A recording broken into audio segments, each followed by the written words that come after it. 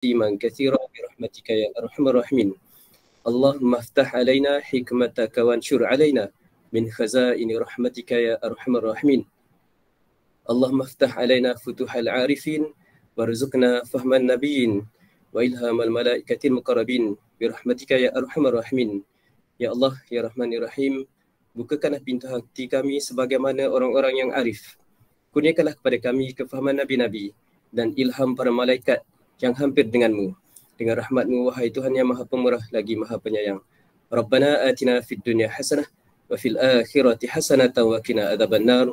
Wa sallallahu ala sayyidina Muhammad wa ala alihi wa sahbihi wa sallam. Walhamdulillahi rabbil alamin. Alhamdulillah. Jadi diharapkan perkongsian kita malam ni dapat berjalan lancar dan kita semua dapat mendapatkan ilmu sebaik mungkin, sebanyak mungkin. Semoga semua calon PSR, minta maaf saya cikgu sekolah rendah. Semoga semua calon SPM 2023 dapat memanfaatkan perkongsian pada malam ni. Semoga pengorbanan masa kita pada malam ni dapat satu ganjaran yang sebaiknya. Jadi sebelum saya teruskan, sebelum saya serahkan majlis kepada Teacher Ija, jadi saya rasa lebih manislah kalau saya perkenalkan serba sedikit latar belakang berkaitan dengan penceramah kita pada malam ni. Jadi seperti mana yang telah diwar-warkan dalam iklan, nama penceramah kita tak asing lagi, Puan Rosmaliza. Lepas ni kalau ada pertanyaan daripada guru ataupun murid, lebih mesra panggil Teacher Ija lah kan. Jadi dengan pengalaman mengajar selama 15 tahun, bermula di Kuala Lumpur, sekolah pertama di Sekolah Menengah Kebangsaan Bandar Baru Sentul 2007 hingga 2014, kemudian 2015 hingga 2023 berkhidmat di Sekolah Menengah Kebangsaan Seri Bintang Selatan Kuala Lumpur, dan pada Julai 2023 Puan Ija telah diberi kepercayaan untuk menjawat jawatan sebagai pegawai SISC Plus Sains Matematik di PPD Kota Baru. Dan untuk maklumat semua, Teacher Ija merupakan guru cemerlang kimia yang berjaya diperolehi pada tahun 2021. Jadi pada malam ni penceramah kita bukan calang-calang orang. InsyaAllah ilmu penuh di dada. Kalau saya nak cerita dari segi pengalaman, dari segi pencapaian, memang banyaklah, tapi saya rasa saya kena sebutkan jugalah kepakaran Teacher Ija. Merupakan jurulatih utama negeri penataran format instrumen SPM KSSM Kimia. Pencapaian juga telah mencapai Johan Teacher Chemistry bagi JPN Kuala Lumpur. Seterusnya merupakan jurulatih utama negeri pasukan Cikgu Tube wilayah Persekutuan Kuala Lumpur. Kemudian jurulatih utama Olimpiad Matematik Sekolah Rendah. Seterusnya merupakan guru pembimbing program inovasi STEM ataupun teknologi hijau, dan juga merupakan duta guru Yayasan Petronas PDG bagi kohort pertama. Dan pencapaian beliau lain merupakan ikon guru STEM PPD Bangsa Pudu 2022 hingga 2025, anugerah khas duta guru kohort 1 2022, merupakan duta guru Yayasan Petronas KPM, dan juga naib yang dipertua Majlis Duta Guru 2022-2023. Jadi sebenarnya banyak lagi lah pencapaian dan juga kejayaan yang dicapai oleh Teacher Ija. Jadi saya rasa saya pun dah perkenalkan banyak. Mungkin lepas ni sambil-sambil mungkin cikgu yang ada kat sini pun dah kenal sendiri dengan Teacher Ija. Jadi saya rasa tak perlu saya panjangkan celoteh pada malam ni sebab banyak sangat perkongsian yang bakal Teacher Ija kongsikan. Jadi kepada semua calon SPM 2023, pastikan anda bersedia malam ni dapatkan ilmu sebanyak mungkin. Sebarang pertanyaan, sebarang persoalan boleh type di ruangan chat, dan sambil-sambil tu mungkin boleh juga murid-murid yang lain, calon-calon SPM lain boleh perkenalkan diri jugalah. Tapi saya rasa sepanjang perkongsian Teacher Ija nanti ada baiknya kita tumpukan perhatian sepenuhnya. Okey, jadi Teacher Ija, saya rasa semua murid dan guru telah bersedia untuk menerima ilmu sebaik mungkin pada malam ni. So saya serahkan kepada Teacher Ija. The floor is yours. Terima kasih. Alright, okay, boleh dengar suara saya dengan jelas tak? Kalau boleh dengar suara teacher dengan jelas, boleh gunakan ruang reaction dekat bahagian tab itu, nyatakan reaction anda. Alright, so thank you very much okay, kepada semua murid-murid dan juga guru saya kira juga turut serta berada bersama-sama dengan murid pada malam ini. So diharapkan supaya pertemuan kita pada malam ini membuahkan hasil lah seperti mana yang diinginkan oleh guru dan juga murid. Baiklah. Murid-murid sekiranya ada sebarang soalan sepanjang sesi ini, bolehlah janganlah malu, jangan segan untuk bertanya teacher. Sama ada you can feel free to unmute your mic ataupun boleh menggunakan ruangan chat yang disediakan. Baiklah, tanpa melengahkan masa lagi, sebelum teacher mulakan kelas pada malam ini, okey, ini adalah penafian. Okey, sila baca dengan sepenuh hati di sini. Apa yang dibincangkan dalam slot malam ini adalah bersifat perbincangan dua hala, which is murid boleh tanya teacher, teacher pun boleh menyampaikan sesuatu. Alright, yang kedua ialah kandungan perbincangan ini bukan bersifat soalan ramalan SPM sebab bukan teacher yang buat soalan SPM. Teacher hanya mempunyai sedikit pengalaman mengajar dan juga melihat, okay, turun ke sekolah melihat bagaimana proses PDP dijalankan oleh guru. Namun mungkin ada sedikit sebanyak pengalaman itu yang ingin teacher sampaikan kepada murid-murid pada malam ini. Dan seterusnya, okay, sampel soalan yang digunakan dalam sesi ini bukanlah soalan SPM sebenar. Okay, malah menjadi sampel untuk menunjukkan situasi bagi mengaitkan kandungan perbincangan. Okay, untuk pengetahuan murid-murid semua, malam ini teacher akan kongsikan 12 kemahiran proses sains yang kamu patut amalkan dan kamu patut apply sewaktu menjawab soalan amali nanti. Dan seterusnya ialah yang keempat, segala soal jawab dalam sesi ini bukan bersifat rigid kepada jawapan sebenar. Okay, mungkin skema ni kalau skema SPM atau skema mana-mana pun akan berubah-ubah sifatnya. Jadi apa yang teacher bincangkan malam ni adalah okay, sepanjang pengetahuan teacher lah. Okay, bukan bersifat itulah yang sepatutnya kita follow, tak. Alright. Alright, so seterusnya kita pergi kepada contents kita pada malam ini. Sebelum itu, teacher nak tanya you all semua. Okay, bagi thumbs up sekiranya you all dah tahu format peperiksaan SPM untuk amali sains kimia. Okay, kalau kamu tahu, kamu bagi thumbs up. Okay, di sini teacher nampak ramai murid-murid yang bagi thumbs up dan mengangkat tangan. Thank you very much di atas respon yang diberikan. Baiklah, kita teruskan. Okay, kita revise saja malam ni, kita go through very fast untuk ini. Teacher tak berniat untuk menceritakan tentang kertas 1 dan kertas 2 sebab kertas 1 dan kertas 2 mungkin pada sesi sebelum ini you all dah jelas.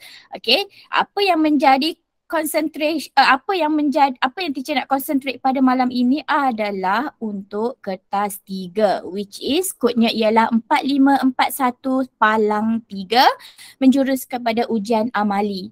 Okay, macam mana bentuk soalan amali ni guys? Okay, macam mana bentuk soalan amali yang kamu akan hadapi beberapa hari lagi? Tak jawapan ni.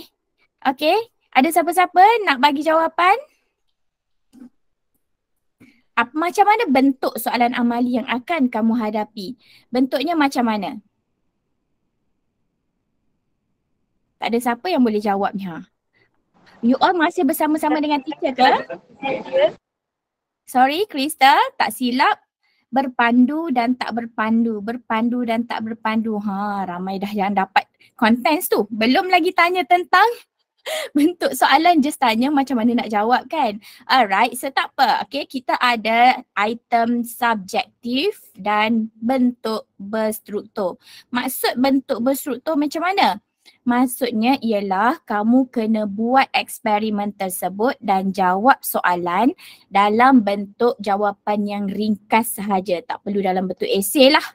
Alright, nanti kita tengok soalannya. Okay, ada berapa item? Okay, ada 3 item, jawab mengikut subjek yang didaftar lah. Sekiranya kamu ambil subjek fizik, kimia dan bio, kamu akan duduki kertas yang berlainan ya. Okay, kertas yang berlainan. Walau bagaimanapun untuk kemahiran proses sains ni, it do applies to other subject. Bukan sahaja untuk subjek kimia, tapi untuk fizik dan bio juga, tapi mungkin dalam konteks eksperimen yang berbeza. Berapa markah yang kita nak dapatkan daripada kertas ini?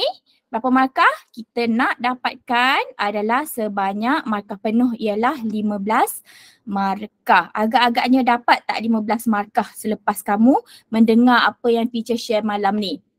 InsyaAllah kita cuba ya. Alright, seterusnya, apakah bentuk soalan?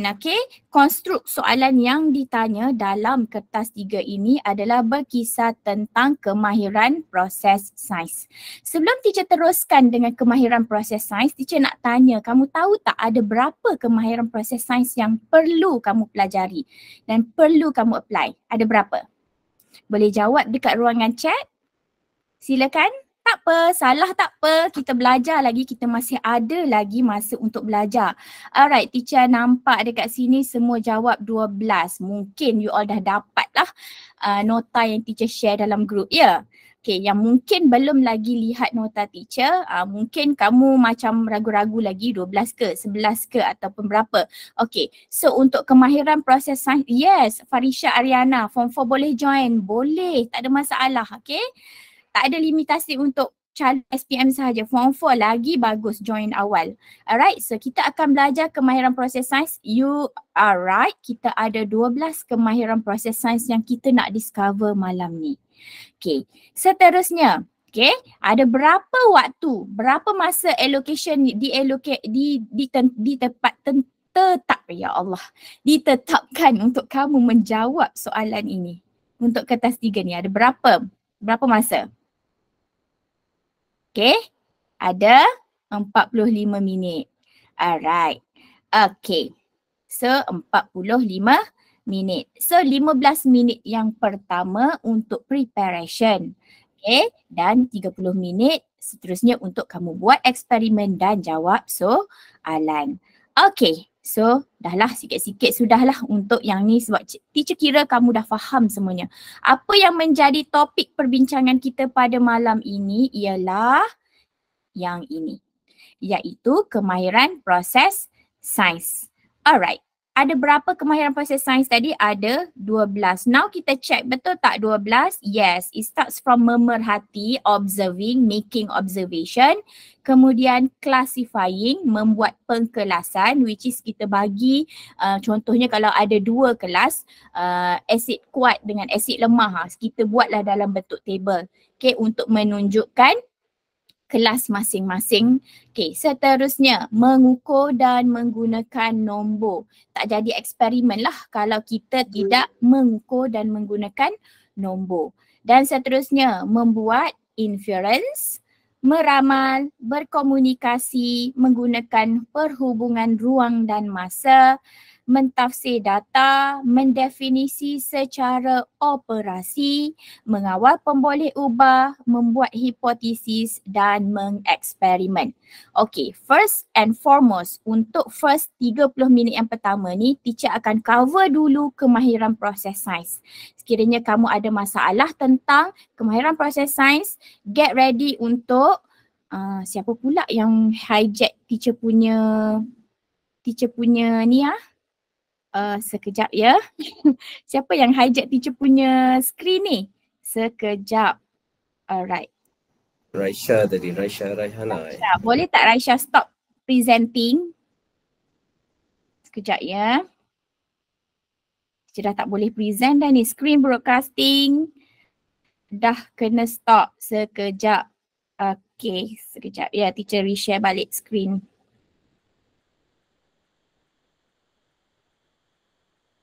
Jangan reject teacher punya screen tau. Kalau tak, it waste of time lah.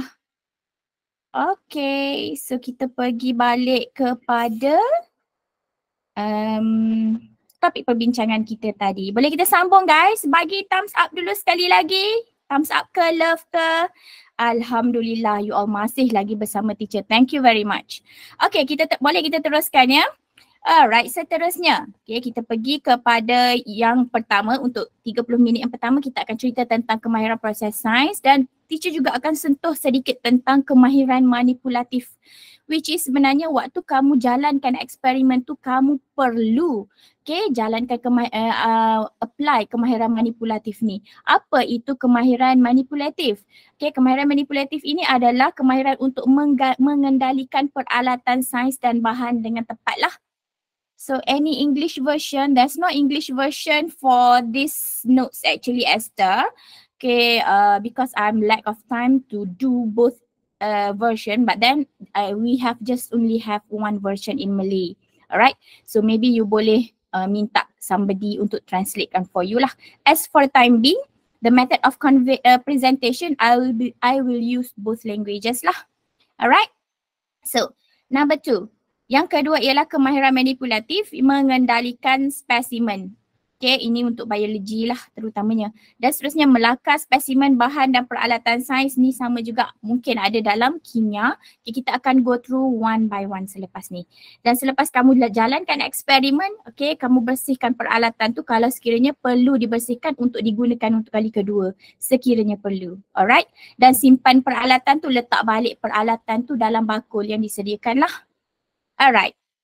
Dan sepanjang kamu jalankan eksperimen ini, kamu perlu mengamalkan sikap saintifik dan nilai murni, which is be objektif, kamu tahu kamu nak buat apa, and then kamu kena laporkan apa yang kamu dapat hasil daripada eksperimen itu adalah dengan jujur. Which is kalau itu yang kamu dapat, itulah yang kamu laporkan. Tak perlu lagi kamu ubah-ubah data eksperimen yang kamu dapat. That's why planning, planning atau perancangan sebelum kamu jalankan eksperimen tu sangat-sangat penting. Nanti teacher akan dedahkan tips. Macam mana nak plan eksperimen dan macam mana nak jalankan eksperimen itu. Macam mana nak dapatkan nota? Boleh dapatkan nota daripada grup Telegram Awan Ilmu. Boleh download dari sana ya. Alright. So, seterusnya. Kita pergi kepada yang pertama tadi, kemahiran proses sains. Kita nak tengok yang pertama, memerhati. Before that, teacher nak tegaskan di sini, walaupun kita tengok kat sini SK1, SK0101 memerhati, SK0102 mengelas. Kalau kita tengok dekat sini nombor 1, 2, 3, 4 dia letak by sequence, which is memerhati, kemudian mengelas, kemudian mengukur dan menggunakan nombor and so on. Tetapi dalam soalan sebenar tak semestinya ditanya mengikut sequence ini. Mungkin dia akan tanya kamu untuk mengukur menggunakan nombor dulu. Kemudian barulah dia tanya nyatakan pemerhatian. Right? So apa yang dinyatakan dalam aspek ni, sequence dia tu hanyalah untuk memberitahu kamu bahawasanya kemahiran proses sains ada 12. Tapi sequence dia tak semestinya ikut apa yang dilistkan di sinilah. Mungkin mengeksperimen tu datang dulu, mungkin membuat hipotesis, soalan membuat hipotesis tu datang dulu. Begitu. Alright, setakat ni ada soalan tak daripada murid? Teacher nampak dekat sini Raihatun Raihan. Ada raise hand, ada soalan ke Raihatun? Kalau tak ada, boleh teacher teruskan? Boleh ke? Alright, you all boleh teruskan menggunakan ikon-ikon emoji di bawah tersebut untuk memberikan motivation kepada teacher juga untuk terus menyampaikan. Alright, so yes, teacher boleh teruskan. Alhamdulillah, thank you Afifah. Alright, kita teruskan ya. Yang pertama, yang ni. Kalau tadi sebenarnya untuk kertas 3 ni, apabila kamu menjawab soalan inference, nak jawab soalan inference, kamu kena rujuk apa?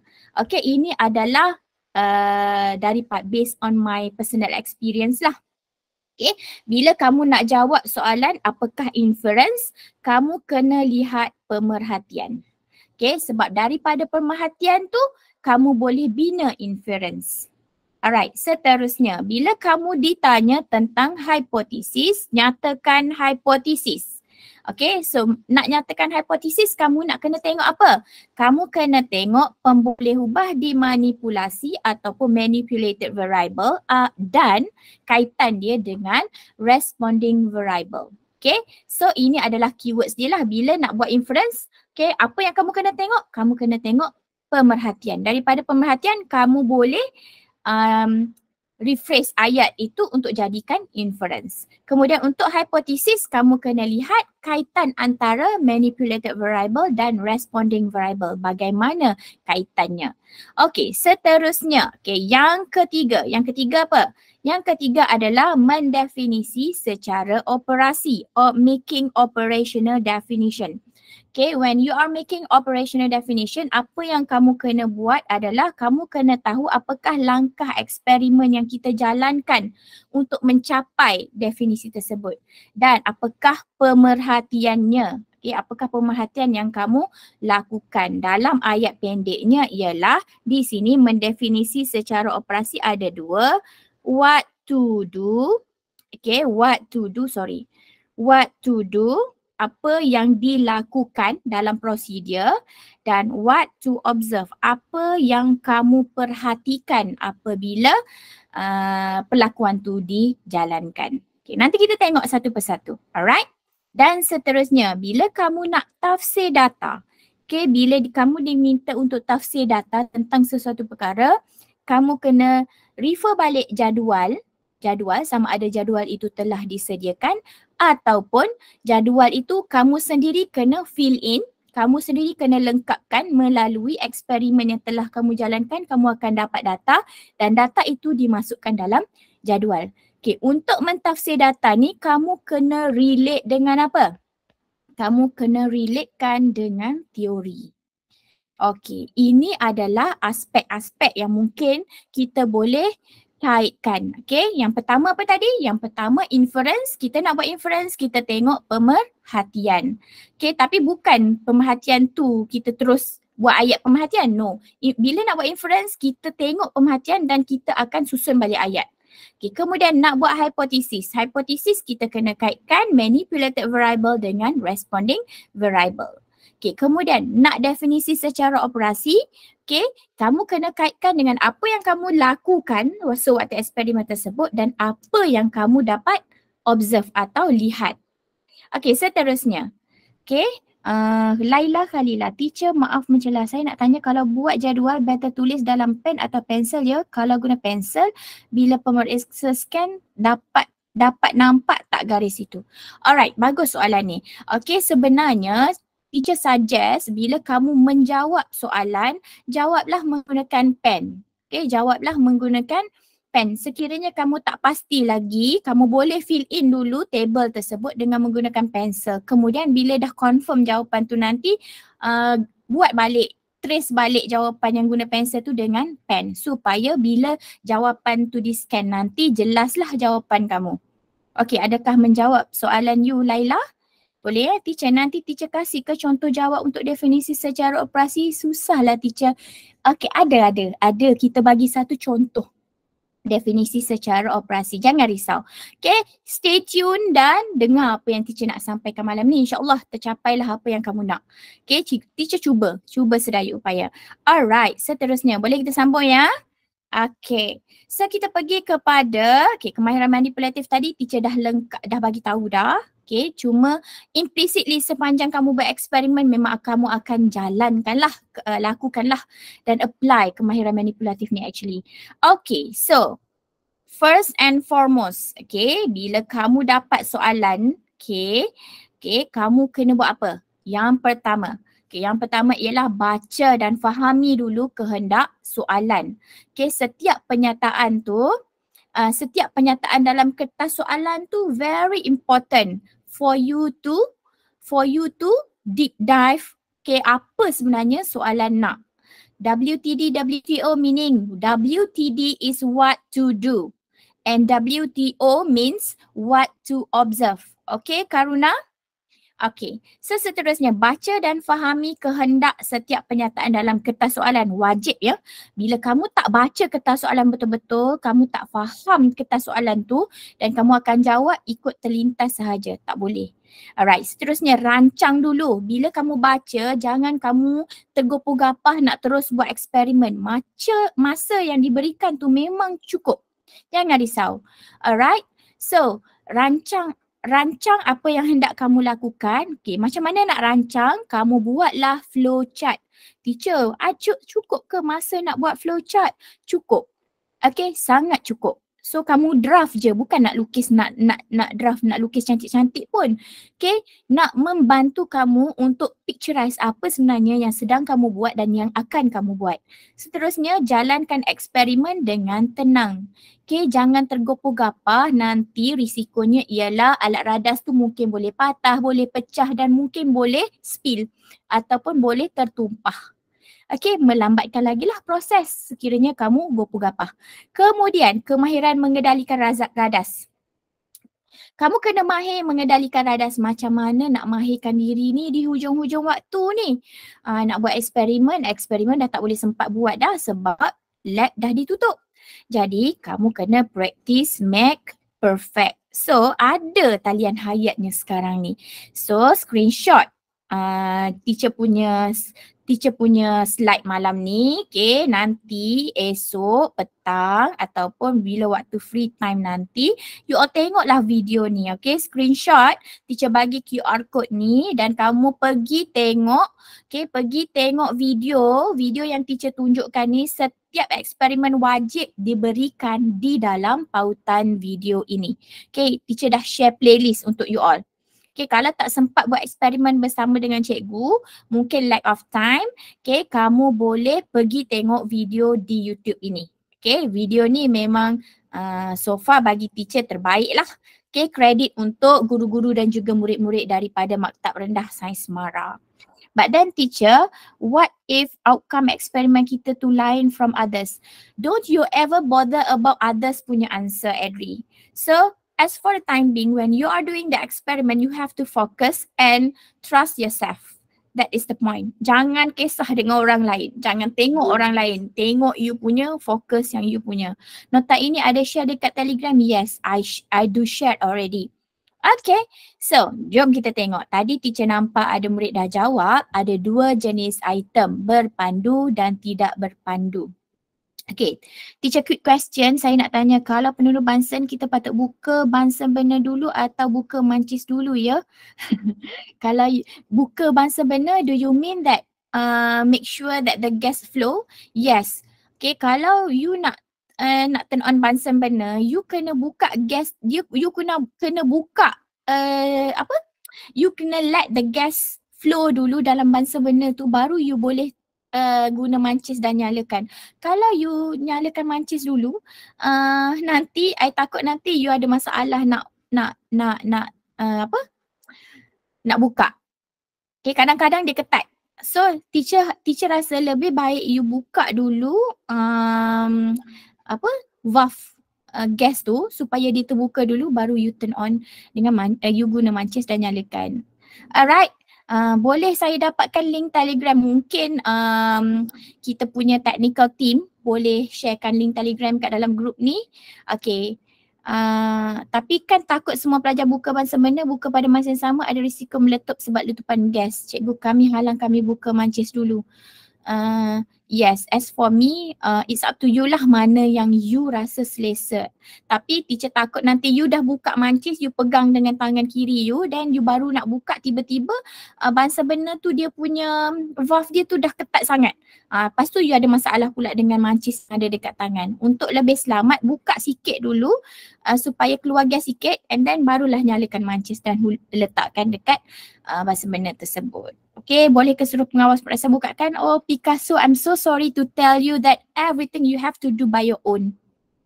Okay, Picasso? Okay, trust yourself and do it. Alright?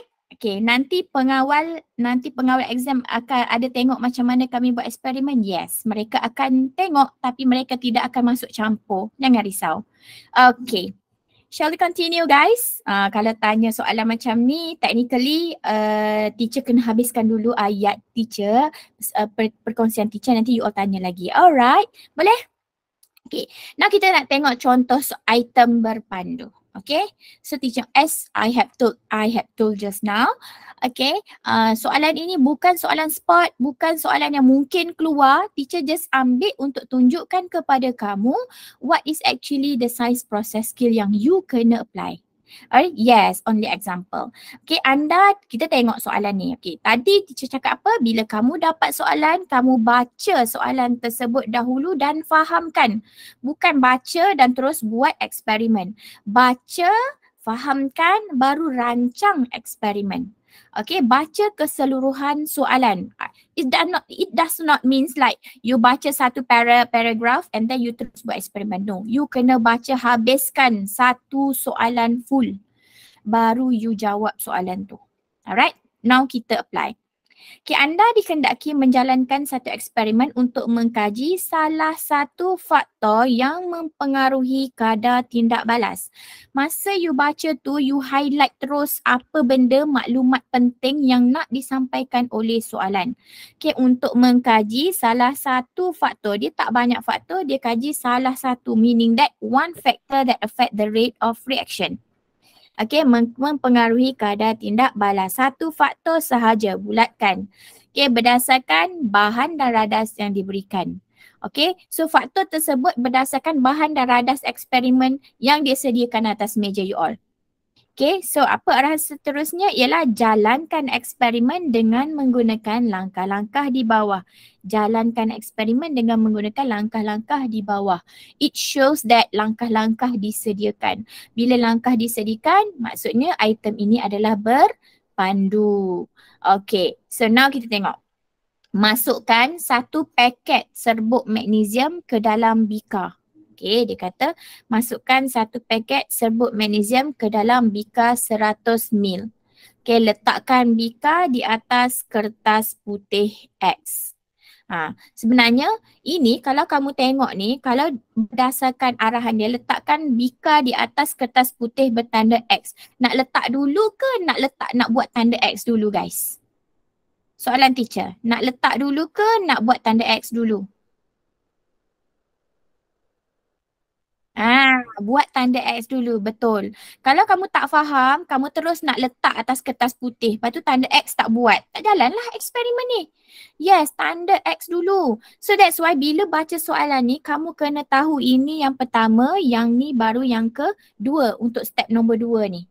Okay, dan seterusnya. Okay, yang ketiga, sukat 50 cm padu larutan asid hidroklorik P mol per desimeter cube menggunakan silinder penyukat. So dia dah kata dah, dia dah siap bagi tahu apa alat yang you perlu gunakan. Gunakan silinder penyukat untuk sukat asid hidroklorik P mol per desimeter cube sebanyak 50 cm padu. Okay?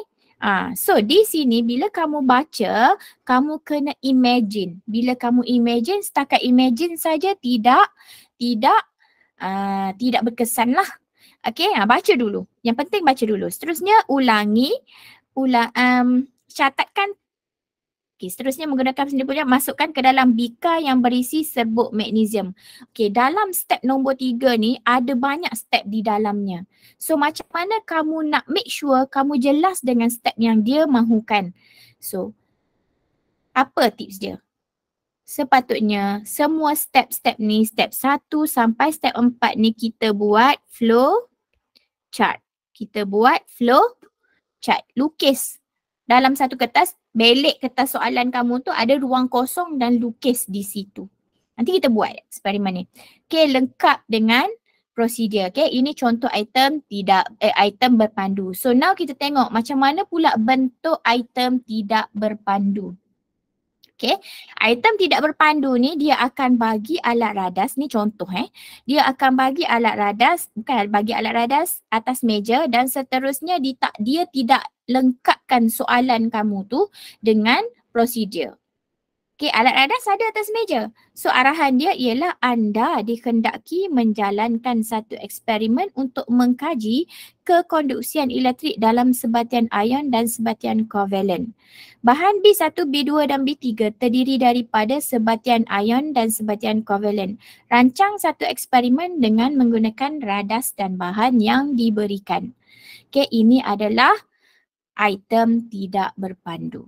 Tapi dia lengkap, dia bagi tahu dekat sini apa yang dia nak. Okay, apa tujuan eksperimen ni? Nak mengkaji kekonduksian elektrik bagi sebatian ion dan sebatian kovalen. Dan bukan itu saja, dia bantu kamu lagi dengan diagram, which is dia tunjuk sebenarnya kamu kena buat apa. Tapi dia tak tunjuk semualah, dia bagi gambar rajah supaya memberi gambaran kepada kamu what should you do in order to make sure that this experiment being done correctly. Okay. So, Raihatun ni asyik nak tanya je, betul ke Raihatun nak tanya? Okay, teacher bagilah peluang you tanya. Ada soalan tak Raihatun? Ataupun tersalah tekan lagi? Tak ada Alright, boleh teacher teruskan? Okay, so seterusnya inilah bentuk soalannya. Okay, bila dia tidak beri prosedur kepada kamu, kamulah yang kena bagi prosedur. Teacher, saya tak dapat idea lah macam mana nak jawab soalan ni.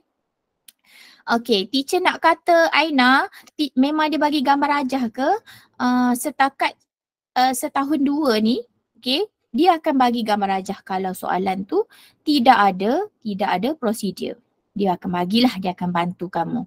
Okay, tapi teacher tak boleh nak cakap lah tahun ni dia keluar berpandu ke tidak berpandu. Okay, teacher memang tak tahu.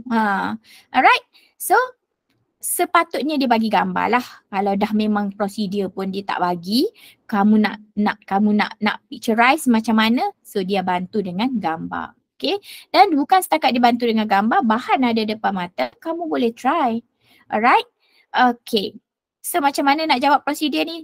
Sekejap lagi teacher akan tunjukkan, okay, kepada kamu. Stay tune. Alright, okay. So ini sampel soalan tadi, kita pergi satu persatu, okay? Kita pergi satu persatu. Kita nak jawab the whole sampel ni. Okay, tadi ada step 1, step 2 dan step 3. Okay, tadi teacher dah go through tadi, mengkaji salah satu faktor yang mempengaruhi kadar tindak balas berdasarkan bahan dan radas yang diberikan. So sekarang ni kamu kena tahu faktor apa. Jawab dulu soalan ni, faktor apa? Kita ada banyak faktor. Okay, kita ada faktor kepekatan, kita ada faktor suhu, kita ada faktor saiz bahan dan sebagainya, kan? Okay, sekarang ni kita deep dive kepada soalan. Masukkan satu paket serbuk magnesium ke dalam bika. Bika berapa? Bika 100 ml. So sekarang ni kamu imagine ini bika 100 ml. So kamu masukkan, first of all kamu tuang apa? Kamu tuangkan satu paket magnesium. Serbuk magnesium. Masukkan dalam bika, bika, okay, masukkan. So dia akan jadi macam ni lah bila kamu tuang, dia serbuk kan. Yang kedua, letakkan bika di atas kertas putih bertanda X. So buat kertas yang ada tanda X. Lepas tu bika ni pergi letak dekat atas kertas tanda X tadi. Kemudian sukat apa? Sukat dengan menggunakan silinder penyukat. Okay, 50 cm padu. 50 cm padu asid hidroklorik P mol per decimeter cube. Sukat dulu. Okay, dengan menggunakan silinder penyukat dan masukkan ke dalam bikar. Lepas tu tuang dalam bikar. Okay, ni HCl lah. Okay, kemudian, okay, apa yang kamu kena buat ialah tuang dalam bikar. Okay, masukkan menggunakan silinder penyukat. Sekejap, bukan. Okay, silap. Okay, dah masukkan dalam silinder penyukat dan masukkan ke dalam bikar yang berisi serbuk magnesium dan dimulakan. Ni yang kat sini kamu kena hati-hati. Masukkan ke dalam bikar yang berisi serbuk magnesium dan mulakan jam randik. Kalau kamu tak bersedia dengan jam randik di tangan kamu, kamu tak boleh terus tuang. Yang ni maksud ini kamu kena faham. Okay, dan seterusnya sebelum kamu nak tuang dalam bikar ni, itu yang teacher suruh kamu lukis dulu. Nak bagi kamu imagine how to. Okay, sekarang ni kita masukkan dalam silinder penyukat tu, biarkan dia duduk kat situ dulu. Okay, ambil jam randik ready dekat satu tangan. Okay, test dulu jam randik tu dia jalan betul ke tak ataupun dia tidak berada pada kosong, tanda kosong tu. Okay, kat sini dah ada serbuk magnesium dan bawah ni ada tanda X. Kemudian bila kamu nak tuangkan asid hidroklorik daripada apa? Daripada silinder penyukat itu ke dalam bikar yang berisi serbuk magnesium, kamu kena dah get ready dengan jam randik. Okay? Teacher, boleh ke kita tulis waktu cek radas tu 5 minit tu? Boleh. Macam mana kamu nak gunakan masa tu is up to you. Okay? Nanti dulu. Okay, sekarang ni maksud Maire. Okay, teacher, boleh ke kita tulis waktu cek radas 5 minit tu? Waktu cek radas tu kamu gunakan untuk cek betul-betul. Okay, 15 minit yang pertama tu ialah untuk kamu cek radas. Okay, nanti teacher tunjuk. Masa cek radas ni kamu kena buat apa? Okay, ni. Belum sampai lagi. Apa yang perlu dibuat 15 minit pertama? Okay, sekejap. Okay, prosedur diberi, rancang dan lakukan eksperimen dengan cermat bagi mendapatkan data yang baik. Aplikasi 12 kemudian proses sains. Okay, seterusnya yang tadi tu, bila kamu kena fahamkan dulu apa kehendak soalan ini. Okay, bila dah kamu tersentuh sahaja asid hidroklorik, sentuhan pertama asid hidroklorik dengan serbuk zinc tu, kamu dah boleh mulakan jam randik. Okay, sentuh je boleh mula. Kadang-kadang murid ni dia tak tahu dia nak mula dekat mana. Bila dia dah curah semua 50 cm padu tu, baru dia nak mulakan jam randik. Salah. Okay. Kamu sentuh sahaja asid hidroklorik tu dengan magnesium tu, kamu pun mulakan jam randik. Okay, seterusnya. Yang ni lah. Okay. Ini adalah macam mana cara kamu nak baca soalan dan kamu bayangkan. Okay, sepanjang eksperimen nak buat apa. Okay, sebenarnya 15 minit yang pertama ialah apa? Okay, teacher nak trigger. Yang ni sebenarnya mesti murid-murid pelik. Kenapa teacher terus pergi prosedur? Yes, sebenarnya teacher trigger dan alhamdulillah ada yang menjawab.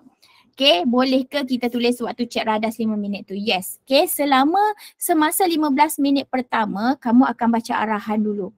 Anda tidak dibenarkan bekerja dengan radas bagi 15 minit pertama.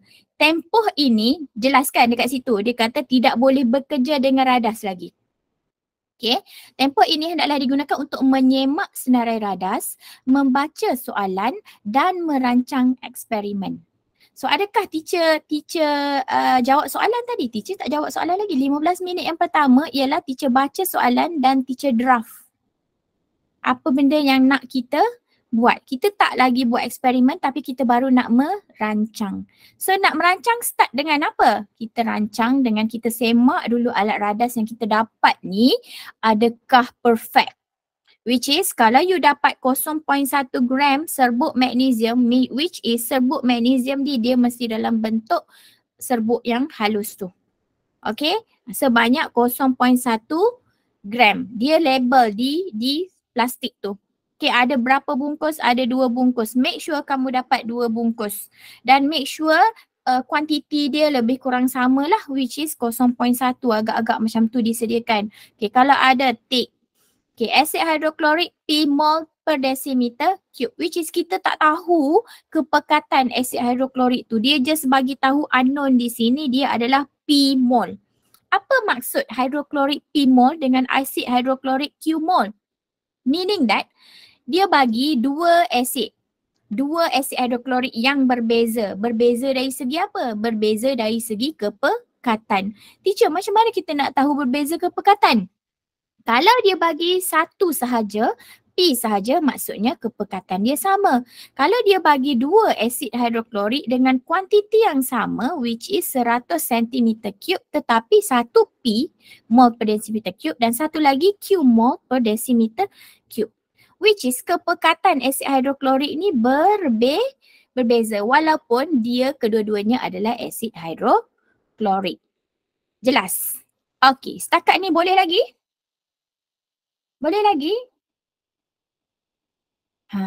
Okay, it's good to see that. Okay, seterusnya. Silinder penyukat 50 cm padu. Okay, silinder penyukat 50 cm padu bermaksud dia hanya digunakan untuk menyukat larutan. Kamu kena tahulah function setiap alat radas yang diberikan. Okay, dan diberi air suling. Sekejap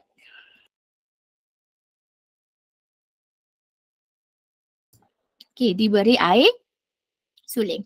So kamu tik kalau ada. Okay, kalau tiada, in case kalau tiada atau tidak cukup kuantiti, terus angkat tangan dan minta pengawas itu gantikan ataupun letakkan yang baru. Okay, stopwatch. Okay, bila kamu dapat stopwatch, jam randik, kamu tekan dia punya tombol tu, sekiranya stopwatch tu adalah stopwatch yang digital, tak apa, tak ada masalah, ataupun analog. Okay, kalau yang analog, kamu kena test dulu. Okay, jangan masa nak guna tu baru test. Test functionality dia tu, function ke tidak. Okay, dan seterusnya kertas putih yang bertanda X. Kadang-kadang kertas putih tu dia bagi kertas sahaja putih. Tanda X tu kamu kena buat sendiri. Okay, dan seterusnya mungkin kalau mungkin juga kertas putih yang tanda X tu telah dibuat. Mungkin juga. Okay, it's up lah kepada situation pada waktu tu. Teacher, kalau asid lain, kepekatan boleh ke guna silinder penyukat yang sama? Okay, good question. Okay, kalau asid lain, kepekatan dia asid lain, kepekatan boleh ke guna silinder penyukat yang sama? Guys, that's why lah kita ada air suling di sini. Okay, basuh dulu. This is what we call manipulative skills. Which is, kamu tahu dah, di sini kita ada dua kepekatan yang berbeza. Kalau kamu rasa dia bagi silinder penyukat tu satu unit je, kamu nak guna dengan kepekatan berbeza supaya tidak mempengaruhi. To be safe, boleh bilas dengan air suling dulu. Okay, jelas. Ain Atira menjawab soalan tak? Okay. Dan seterusnya. Lepas basuh tu kena lap ke teacher? Tak apa, tak lap pun. Okay, kalau ada kain disediakan, lap lah dengan kain. Sekejap je kan. Okay, tak lap pun tak apa. Basuh sekejap, lepas tu biarkan sekejap. Okay, bolehlah guna. Alright, seterusnya bikar. Okay, 100 ml. Okay, 2 unit. Alright. Sebab nak ulang kan eksperimen ni. Kita gunakan beaker yang berbeza. What if kalau dia bagi satu beaker yang sama? Satu beaker sahaja. Kamu kena basuh beaker tu lah. Okay, dan ulang guna. Alright. This is masa kamu baca ni lah kamu boleh bayangkan yang mana yang nak kena basuh dan nak guna balik ataupun yang dah ready diberikan. Okay, kita boleh basuh guna air pipe ke? Boleh. Tak ada masalah. Okay. Dan seterusnya, okay, selesai bab ni. So, apa yang kamu perlu lakukan ini adalah semak alat radas, ada ke tidak. Yang pertama, masa kamu buat nanti, kamu semak alat radas ada ke tidak. Tak ada, okay, tik. Kalau tak ada, minta angkat tangan, minta dengan pengawas. Okay, kalau alat radas kamu tidak berfungsi dengan baik, kamu test, angkat tangan juga, kamu layak untuk tukar. Okay, dan semak kuantiti. Kadang-kadang kalau kamu sidang kedua, kadang-kadang lab assistant yang membantu tu dia pergi letak, dia tak terletak. Mungkin juga kesilapan manusia kan. Dia tak terletak, kononnya katakanlah serbuk magnesium ni sepatutnya dia bagi 2 bungkus tapi dia letak atas meja kamu 1 bungkus je. That's why kamu kena check.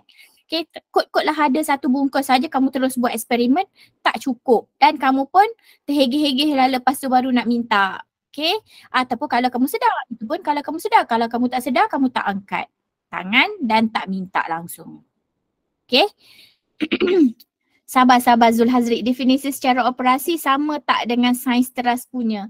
Okay, teacher tak tahu kalau sains teras dia punya macam mana. That's why teacher disclaimer tadi. Kalau untuk kimia, malam ni itulah macam-macam yang teacher ajar ni lah.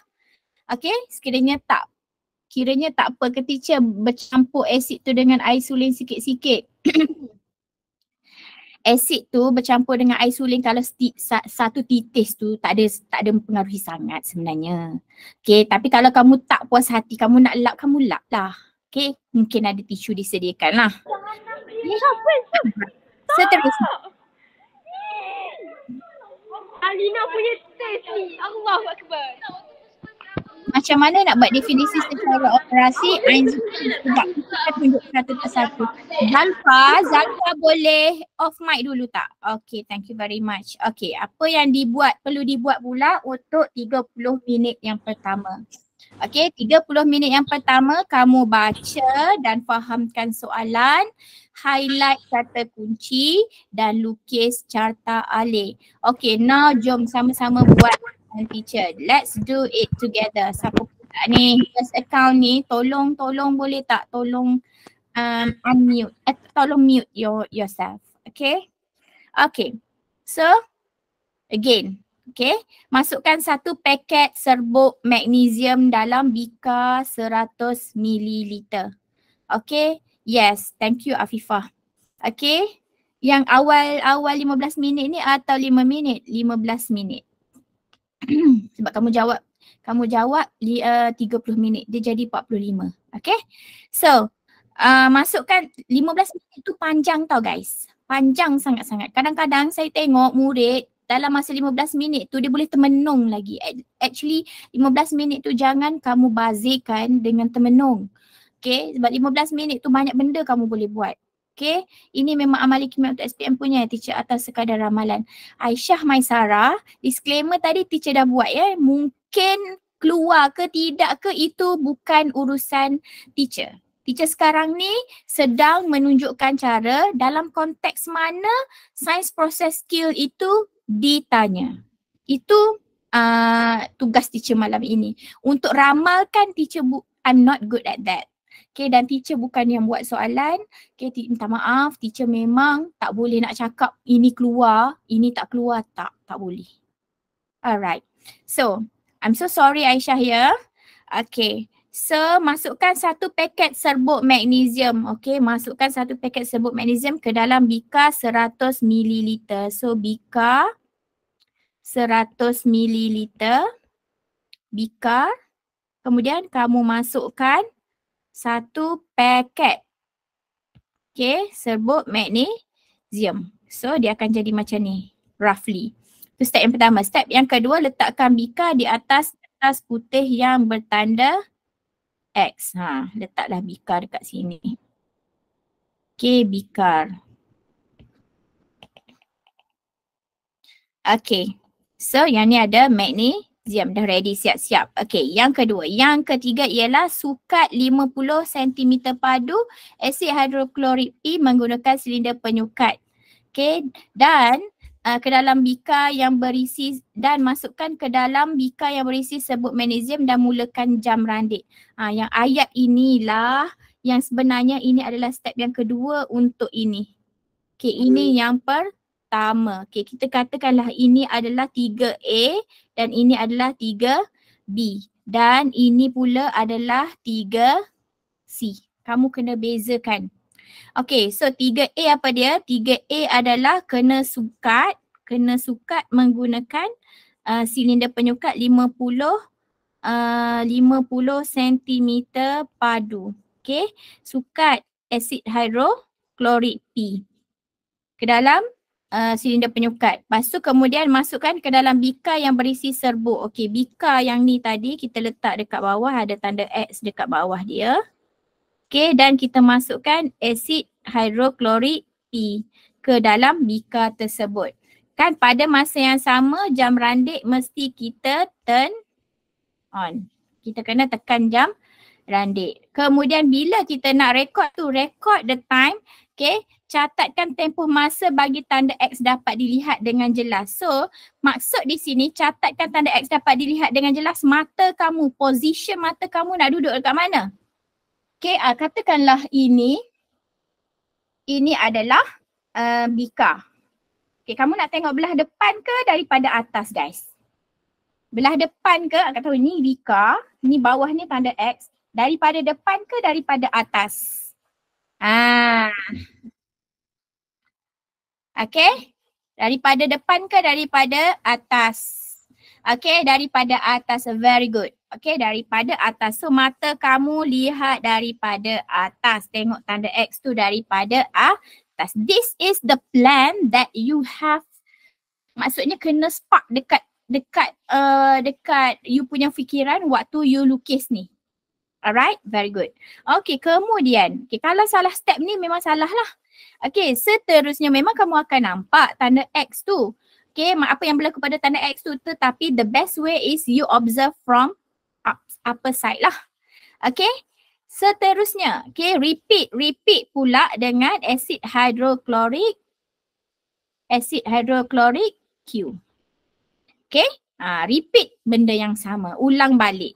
Letak dalam paket magnesium, masuk dalam bikar balik, bikar yang kedua tu, kemudian ukur balik, measure balik acid hydrochloric Q pula, dan kemudian get ready dengan bikar mg magnesium tu, yang bikar yang mengandungi magnesium letak atas standard X, kemudian tuang. Bila you tuang, titisan yang pertama asid hidroklorik sentuh magnesium tu, you dah boleh mulakan jam randik. That's it. Okay, until here, is there any question? Ada soalan tak? Ada soalan tak? Tak ada ya? Okay, boleh kita teruskan. Teacher, kalau untuk tak berpandu kita kena mention ke kita basuh alat radar sebelum ulang langkah? Tak perlu mention, Harisha. Tak perlu mention. Okay? Dan seterusnya kita pergi kepada science process skill yang pertama. So kita nak memerhati. Teacher perlu swirl ke? Lepas letak acid tak perlu swirl?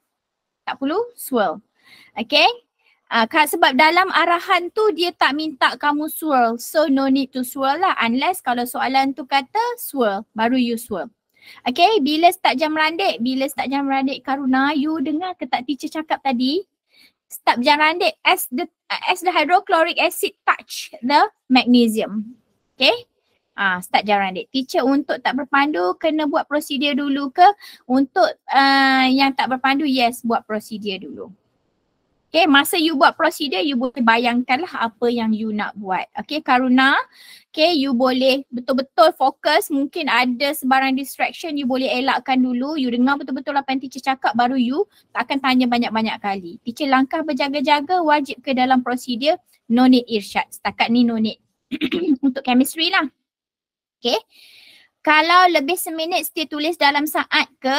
Okay, tengok dekat sini. Kalau kita tengok dekat sini, dia punya jadual, mungkin jadual dia kita tengok. Sebab tu Kaki boleh tengok the whole question tu. Dalam jadual yang diberi tu berapa dia unit dia. Dia bagi dalam saat, so kena saat lah. Okay, kalau dalam case ni dia bagi unit dalam bentuk measurement tu atau masa tu dalam bentuk saat. So saat lah. Okay, kalau terlalu lama macam tak relevan lah pula untuk eksperimen ini dilakukan dalam masa 30 minit. Alright, menjawab tak soalan tadi? Zul Hazri. Okay, Megat. Teacher macam mana nak letak titik perpuluhan jam randik? Oh, sekejap lagi, okay. Teacher tanda X elok buat besar atau kecil? Tanda X tu buat sedang-sedang je. Tak perlu besar sangat, tak perlu kecil sangat. Okay. Alright, so kita nak pergi kepada memerhati. Apa maksud memerhati tu sebenarnya? Memerhati ialah menggunakan deria penglihatan, pendengaran. Okay, it's not necessarily just melihat saja, mendengar, sentuh, rasa atau bau. Tapi generally untuk chemistry biasa-biasanya lah. Okay, untuk memerhati ni banyak lebih kepada apa yang kamu lihat lah. Okay, so contoh soalan. Okay, contoh soalan, nyatakan satu pemerhatian dalam eksperimen ini. Agak-agaknya lah, satu pemerhatian ni apa yang mata kamu boleh nampak guys. Okay, in terms of what is the colour. Okay, apa yang berlaku? Yang mata kamu boleh nampak. Okay, suggestion of the answer please. Okay, state the observation for this experiment. Apakah pemerhatian dalam eksperimen ni? Maksudnya apabila magnesium tu yang ada dalam bikar tu bertindak balas dengan asid, apabila kita letak je, masukkan je lah asid tu terkena dengan magnesium dan dia mula bertindak balas. Okey, adakah jawapan asid bertindak balas dengan magnesium? Asid hidroklorik bertindak balas dengan magnesium. Boleh terima tak? Tak boleh.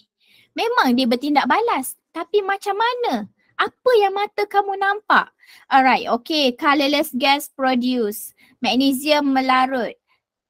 Okay, gelembung gas tidak berwarna terhasil. Tanda X tidak kelihatan. Tanda X tidak kelihatan. Wow, cepatnya. Tanda X terus tidak kelihatan ya. Okay.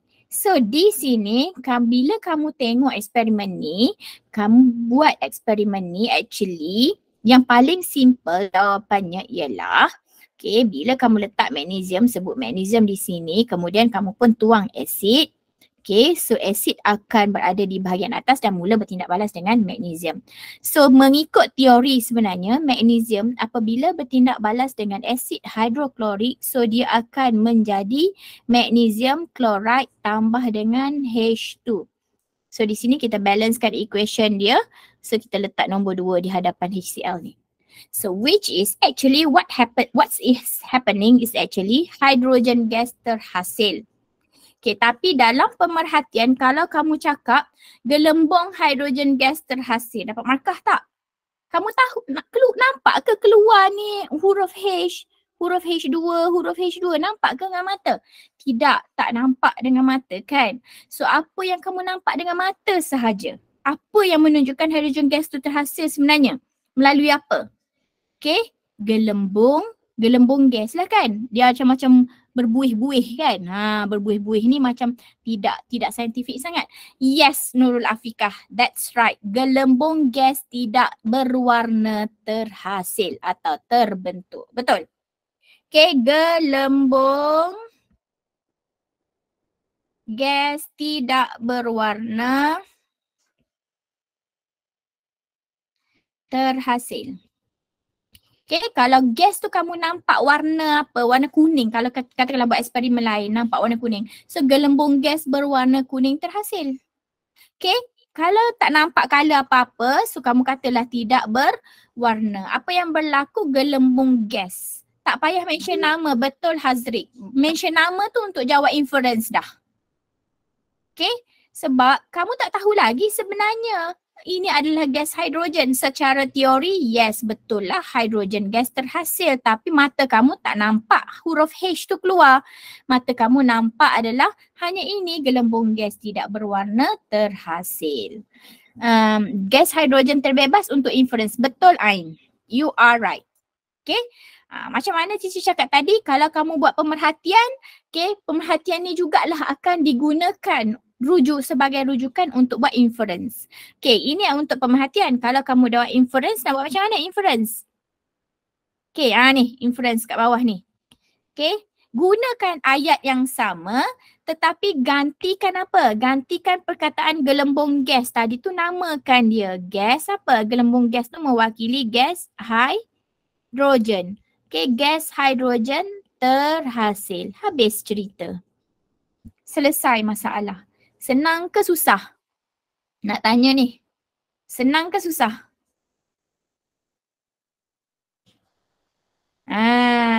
Okay, senang kan? Okay, so tak payahlah buat jawapan panjang-panjang. Ini sahaja. Okay, ini sahaja. Okay, jangan kamu menyusahkan diri. Tengok markah, satu markah je pun. Nak susahkan diri, nak buat panjang-panjang kenapa? Teacher akan send these slides dengan ada answer. Teacher tak akan hantar answer. As for me, I'm not training the students to memorize the answer. Okay, actually you can get all the skills by learning from this lesson lah today. Okay, so ni. Yang ni teacher nak tunjuk dekat you all lah. Teacher nak tunjuk dekat you all macam mana magnesium bertindak balas dengan asid. Teacher send dekat mana ya? Ada group? Ya, ada. Okay, sekejap lagi nanti admin akan sharekan group Telegram. Nanti you all join Okay, sekejap. Teacher nak berhenti sekejap share screen ni. Teacher nak tunjuk something dekat you all. Okay, sekejap. Teacher nak share screen sekarang. You all tengok betul-betul. Share now. Okay, teacher nak tunjukkan satu. Sorry, ni. Okay. Okay, you all boleh nampak ke? Boleh nampak ke?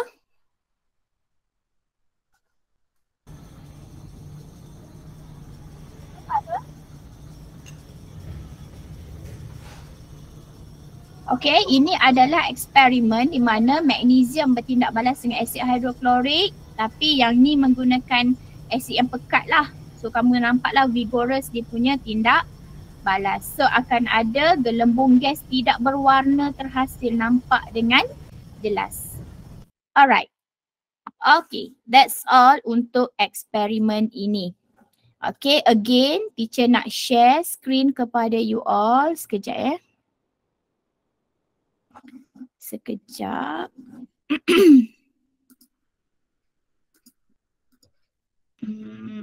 Lagi masa sekejap. Okay, screen broadcasting. Share screen. Continue.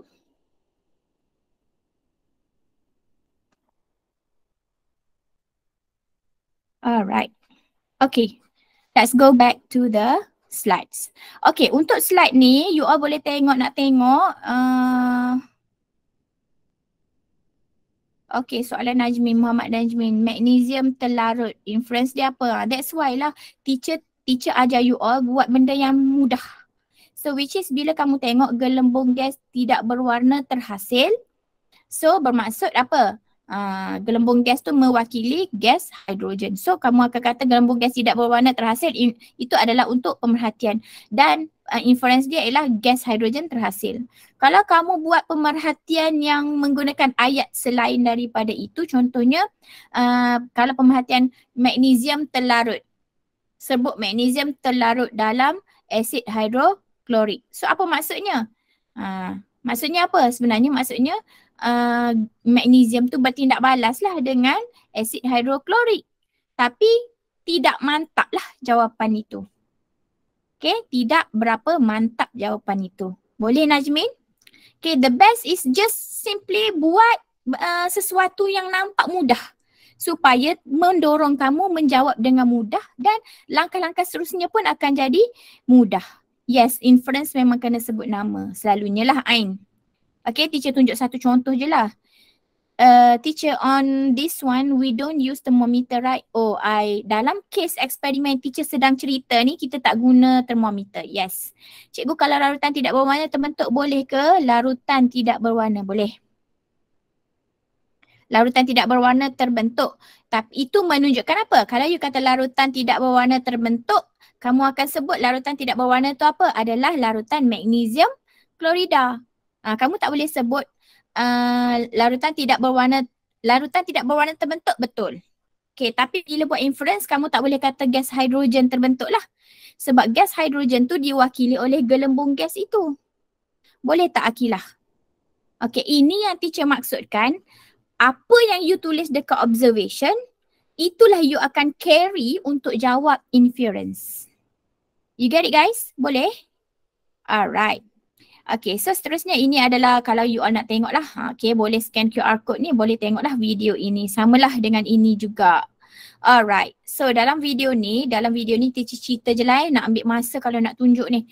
Okay, magnesium kalau bertindak balas ada dua jenis tindak balas, dua bekas di sini. Satu, bekas mengandungi asid hidroklorik 6 mol which is sangat-sangat concentrated, dan sini ada 0.1 mol per decimeter cube which is ini lebih cair. So bila bertindak balas, yang mana akan mengalami tindak balas yang lebih vigorous ataupun kadar tindak balas yang lebih tinggi? Okay, kadar tindak balas yang lebih tinggi. Alright, okay. Kadar tindak balas yang lebih tinggi adalah apabila melibatkan kepekatan asid hidroklorik yang lebih tinggi. Sekejap lagi teacher akan ceritakan bagaimana ia berlaku. Okay. Alright, so seterusnya kita pergi kepada yang kedua, mengelas. Nak cepat sikit mengelas. Melalui pemerhatian kamu boleh kumpulkan lah. Okay, katakanlah dia beri kepada kamu 10 jenis tindak balas. Okay, dia minta kamu klasifikasikan kepada tindak balas cepat dan tindak balas lambat. Okay, so bila tindak balas dia nak classify, dia minta kamu klasifikasikan atau kelaskan. So kamu buat jawapan kamu dalam bentuk table. Dan make sure dekat sini kamu letak header dia, tindak balas cepat dan tindak balas lambat. Contoh ni, lepas tu senaraikanlah. Okay, bilangan tindak balas ini tak semestinya seragam lah. Kalau sini ada 4, sini pun kena ada 4. Tak semestinya, okay. Mungkin dekat sini ada 3, dekat sini ada 1. Boleh juga. Okay, tidak semestinya. Alright, so seterusnya penggunaan istilah. Di sini teacher tunjukkan kepada kamu penggunaan istilah yang betul. Okay, bila kamu nak menceritakan tentang kadar tindak balas tinggi dan rendah. Tak boleh cakap bertambah atau berkurang. Bertambah dan berkurang itu merujuk kepada perubahan kadar tindak balas. Okay, tetapi dalam kes ni, dalam eksperimen ni, bila kamu guna asid P dan kamu guna asid Q, kamu akan dapatkan masa yang berbeza. Okay, bila masa pendek, so kadar tindak balas dia adalah tinggi.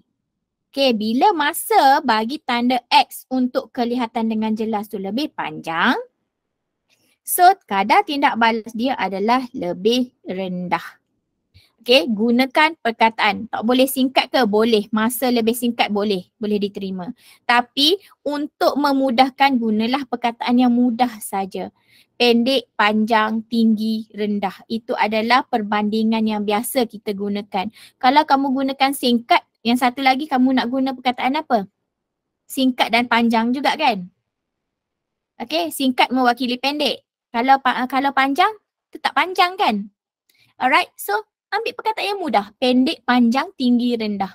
Kepekatan pun sama. Kepekatan tinggi, kepekatan rendah. Okay. Alright. Shall we move to the next part? Boleh ke? Okay.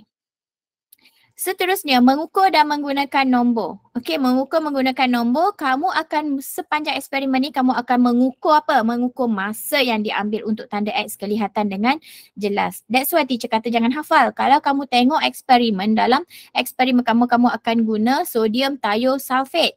Okay, sodium thiosulfate tu bila kamu tindak balaskan dengan asid sulfurik, so kamu akan tengok tanda X tu, dia lama kelamaan dia semakin tidak kelihatan. Mula-mula kamu tengok tanda X dengan jelas, tapi bila kamu tindak balaskan dengan sodium thiosulfate dengan asid sulfurik, so dia akan menghasilkan sulfur. Sulfur itulah yang menutup pandangan terhadap tanda X tu, menyebabkan tanda X akan kelihatan semakin hilang. Tapi untuk kes ini, magnesium ini, bila bubble sudah habis terhasil, so kamu akan nampak tanda X tu akan lebih jelas. Okay, so asid hidroklorik P dan asid hidroklorik Q ni memainkan peranan lah. Okay, kepada masa yang diambil untuk tanda X kelihatan dengan lebih jelas. Okay, katakanlah kita buat eksperimen ni, asid hidroklorik P ni dia perlukan 35 saat sahaja untuk tanda X tu kelihatan dengan jelas. Manakala asid hidroklorik Q memerlukan sebanyak 50 saat untuk tanda X kelihatan jelas. Okay, sekarang ni teacher nak tanya you all. Daripada data ini, katakanlah daripada data ini, okay, kamu dapat tapi tak ada gambar rajah ni. Maksudnya meaning that tak ada kotak ni. Arahan soalan dia kata jadualkan data yang kamu perolehi daripada eksperimen ini. Okay, apa yang perlu kamu buat? Okay, kamu kena buat kotak. Okay, kamu kena buat kotak. Dan dalam kotak tersebut, kamu nyatakanlah bahan yang kamu gunakan. Okay, kena letak tajuk dia lah dalam kotak tu. Tajuk dekat atas, bahan dia ialah kamu gunakan asid hidroklorik P. Bahan kedua, kamu gunakan asid hidroklorik Q mol. Tak perlu nyatakan berapa kepekatan dia sebab itu je yang maklumat yang kamu ada. Kemudian, dekat sini pula ialah data eksperimen kamu. Okay, tapi selalunya kalau teacher nampak di sekolah, dia akan buat 35 S dekat sini. Dia tak puas hati, dia nak buat juga S. Okay, sepatutnya S ni kalau nak nampak lebih bijak, kamu letak S ni di atas ini. Okay, untuk mewakili masa yang diambil untuk tanda X kelihatan dengan jelas. Okay, nombor saja kamu letak dalam kotak. Okay, dan seterusnya, kalau daripada data ini, boleh tak kamu nyatakan kepada teacher yang mana satu kadar tindak balas tinggi, yang mana satu kadar tindak balas rendah, guys? Okay, katakanlah ini A, ini B. Kadar tindak balas asid mana dengan magnesium yang lebih tinggi? Okay, tak payah guna A, B lah. Asid mana yang menghasilkan kadar tindak balas lebih tinggi? Asid P ke asid Q? Ramai yang cakap asid P. Okey, macam mana? Okey, di sini kamu boleh conteng dengan pensel. Asid P dan asid Q. Kenapa kadar tindak balas di sini? Kamu pun tulislah masa dia. Okey, masa dia pendek. Ni masa dia buat dengan pensel lah. Masa panjang. Okey, so bila masa panjang, so ini dia punya kepekatan rendah. Yang ni kepekatan tinggi. Okey, apa jadi pada kadar? Kadar tindak balas tinggi. Yang ni kadar tindak rendah. Betul? Masa tu nak berapa tempat perpuluhan teacher? Okey, masa tu 35 kamu nampak roughly lah di sini, betul. Okey, 35.0.0. Kalau jam randik biasa sahaja, jam randik biasa buatlah 1 titik perpuluhan. Okey, masa tu nak berapa titik perpuluhan? 1 titik perpuluhan. Okey, selalunya itu adalah untuk jam randik jenis analog. Okey, jam randik jenis analog. Okey. Seterusnya. Okey. Seterusnya, pastikan unit pengukuran betul. Okey, sekiranya tidak disediakan jadual, sediakan jadual dengan header. Maksud header ni apa? Ni lah atas ni, perkara dia. Okey, dan unit yang tepat. Mesti ada unit. Kalau kamu tak letak header perkara dekat atas tu dan unit, kamu hilang dah markah. Okey, walaupun data kamu betul. Okey. Semua titik perpuluhan, semua satu titik perpuluhan kan kecuali biurek 2 titik perpuluhan. Yes, generally begitu. Tapi tengok keadaan jugalah, mungkin boleh berubah tapi generally begitu. Okay? So, membuat inference. Macam tadilah kita dah jawab soalan ni. Okay, dia ada kaitan pemerhatian dengan inference. Nyatakan satu pemerhatian dalam eksperimen ini. Tadi kita dah jawab soalannya iaitu gelembung gas tidak berwarna terhasil. So, bila gelembung gas tidak berwarna terhasil, maka itu menunjukkan gas hidrogen. So, gas hidrogen terhasil. Okay, pemerhatian dan inference beza dia apa? Beza dia pemerhatian ni apa yang kita nampak, kita dengar dan kita nyatakan dalam pemerhatian. Kalau inference ni kita sebut, kalau gelembung gas tidak berwarna tu itu apa? Itu adalah gas hidrogen. What is the gelembung gas in English? Colorless bubble of gas. Charles. Okay, teacher kalau masa tu boleh pakai cepat atau lambat tak? Inilah teacher cakap. Masa tu pendek dan panjang. Cepat atau lambat tu tak berapa cantik lah jawapan dia. Okay? Alright, so seterusnya meramal. Okay, meramal. Okay, meramal tadi, kalau meramal pula ialah membuat jangkaan tentang sesuatu peristiwa. Kalau kamu nak ramal, kamu kena tahu data dulu. Okay, kita balik kepada data tadi. Kalau data dia dekat sini, P 35.0 saat. Q, guna asid hidroklorik Q, kita dapat 50.0 saat. Jadi, dekat sini akan jadi macam mana? Dekat meramal ni. Okay, asid hidroklorik dengan kepekatan P digantikan. Okay, digantikan dengan asid sulfurik. So, apa cerita ni sebenarnya ni? Asid hidroklorik awal-awal tadi dia gunakan asid hidroklorik, HCl. Okay, sekarang ni dia switch kepada asid sulfurik, H2SO4. Penting sangat-sangat kamu tahu formula dia ni. Baru nampak lah kalau kamu buat formula. Asal-asal kamu guna asid hidroklorik. Apa beza ni asid hidroklorik dengan asid sulfurik ni? Beza. Formula pun berbeza. Kedua-duanya adalah strong acid. Betul Nur Fatinah. Okay. Memang asid hidroklorik pun strong acid. Asid sulfurik pun strong acid. Tapi dia ada dari segi kebesan dia. Yes, betul Mariam. Monoprotic and diprotic acid. Okay, mana satu monoprotic, mana satu diprotic. Okay, dia kata gas the time takes for X, it becomes more visible. Dia kata ramalkan masa yang diambil untuk tanda X kelihatan dengan lebih jelas. Okay, katakanlah tadi kita dapat data paling laju, paling tinggi kadar tindak balas ialah oleh asid hidroklorik P. Di mana dia mencatatkan masa sebanyak 35.0. Okay, jadi kalau kita gantikan dengan asid sulfurik, berapa masa dia? Dia makin lambat ke, makin pendek ke, makin panjang masa dia? Yes, betul Nur Ain Farishah, makin pendek. So kalau sekarang ni you fokus kepada data you. Jangan tengok data orang lain, tengok data you. Sekarang ni masa paling pendek yang dicatatkan setakat ni 35.0. Sekarang ni you nak pendekkan lagi masa sebab you guna asid sulfurik. So berapa figure, berapa nilai masa tu yang you nak letak dekat sini? 20 saat. Okay. Sarah Liana 17.5. Okay, 25. Okay. kalau yang bagi nombor-nombor ni, mesti you kena ada justification lah kenapa you letak nombor itu. Mestilah dia nombor syaratnya ialah dia mesti masa dia mesti kurang daripada 35 lah. Sebab nak bagi dia lebih pendek kan. 17.5, 2 kali ganda lah. Lebih pendek kan. Okay. So it's up to you lah di sini. Teacher tak nak bagi skema. Okay, sebab teacher pun bukan penggubah soalan, tak tahu skema. So sekarang ni dekat sini 17.5 logik lah. Okay, kalau kamu tulis kurang daripada 35.0 saat. Dapat tak jawapan? 17.5 kurang. Okay, 25 pun kurang. Dapat tak jawapan? Dapat. Okay. Sebenarnya dia kata ramal. Bila ramal ni tak semestinya jawapan kamu tu kena betul-betul tepat. Ramalan. Macam teacher cakap lah 13. Boleh juga 13. Sebab kurang daripada 35. Okey, jadi kiranya teacher kalau 2 mol 2 kali ganda lah. Tak juga Amira Syahirah. Bukan. Okey. So di sini nyatakan ramalan kamu. So apakah ramalan kamu? Kalau kamu kata kurang daripada, nyatakan satu pemerhatian dalam eksperimen. Okey. Based on nyatakan, bukan. Mana tadi? Okey ni.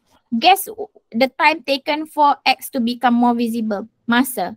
Okey. Kiranya mesti kurang daripada 35 tadi. Okay, kalau kamu buat 20.0 boleh lah. Okay, saat. Kurang daripada 35. Tapi kalau kamu bagi 40.0 saat, salah lah. Sebab dia lebih daripada 35. Berapa range dia ni hanya pemeriksa je yang tahu guys. Berapa range masa ni hanya pemeriksa yang tahu. Okay, tapi mesti kurang daripada 35. Alright? Okay, but kalau jawab macam ni teacher boleh ke?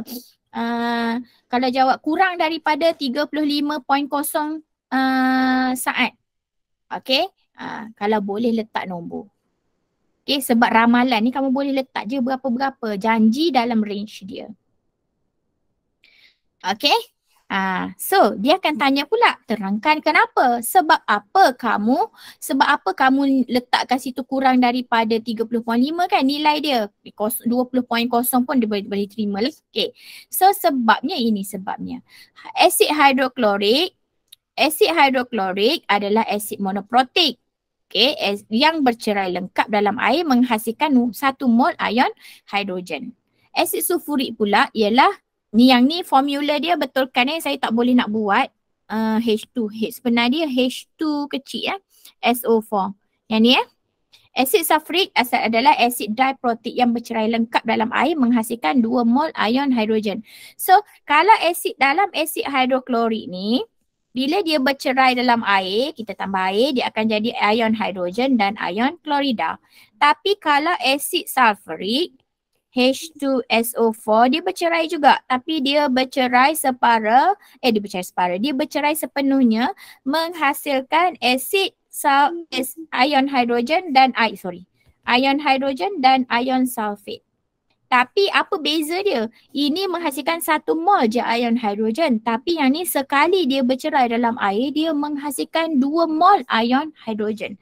Yang mana terurai pun boleh, betul Zikri. Okey? Okay, terurai dalam air. Bercerai lengkap dalam air atau terurai lengkap dalam air. Boleh.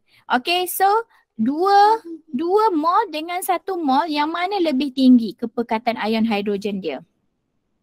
Mengion lengkap dalam air pun boleh. Mengion lengkap dalam air. Okay, yang 2 mol ni kan? Ni lah. Okay, so kepekatan ion hidrogen dalam asid yang dihasilkan oleh asid sulfurik lebih tinggi. Okay, jadi asid sulfurik bila dia mengion dalam air ni bercerai, dia tak cantik juga ayat ni. Mengion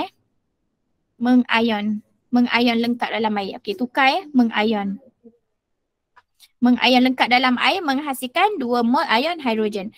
So, semakin tinggi kepekatan ion hidrogen yang bertindak balas dengan atom-atom magnesium, semakin tinggi frekuensi pelanggaran, semakin tinggi frekuensi pelanggaran berkesan, maka kadar tindak balas asid sulfurik dengan sebut magnesium lebih tinggi. Okay? Okay, sebenarnya dekat sini idea dia ialah apa? Sebab kat sini 3 markah je guys. 3 markah, dia bukan kertas 2. Okay, dia bukan soalan asid kertas 2. Sekarang ni isunya ialah dia nak apa dia? Dia nak asid hidroklorik ni beza dia monoprotik dengan diprotik. Bercerai lengkap dalam air menghasilkan 1 mol. Yang ni bercerai lengkap dalam air menghasilkan 2 mol.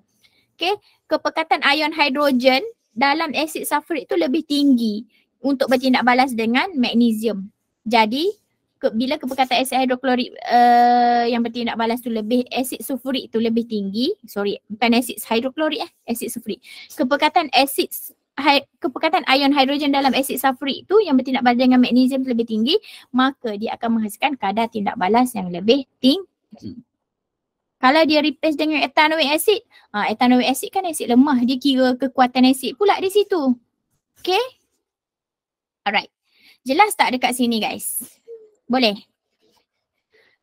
Teacher ambil satu contoh soalan saja. Sebab apa? Kalau teacher ambil banyak contoh soalan, you akan keliru.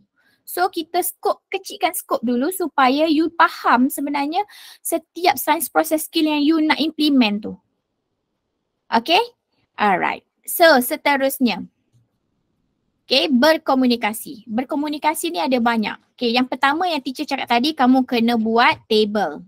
Okay, untuk eksperimen ni, sekarang ni soalan ni dia senangkan, which is dia dah bagi table siap-siap, kamu masukkan data sahaja.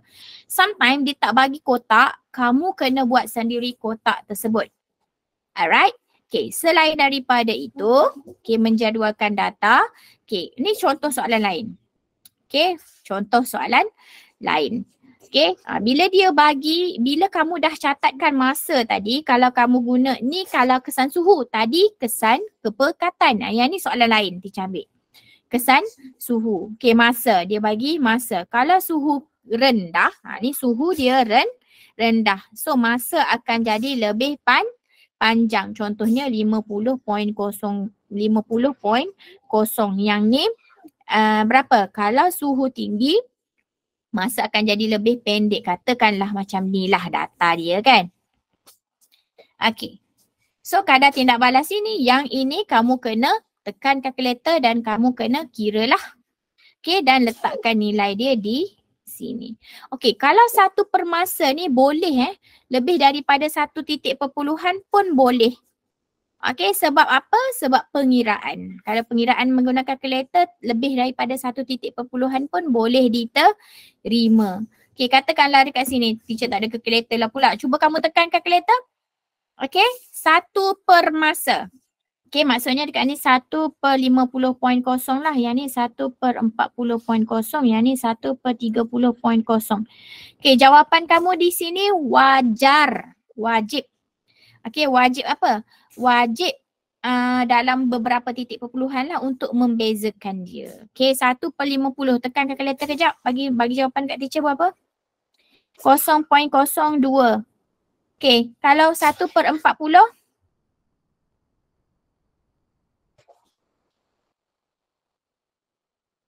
Okay, 1 per 40.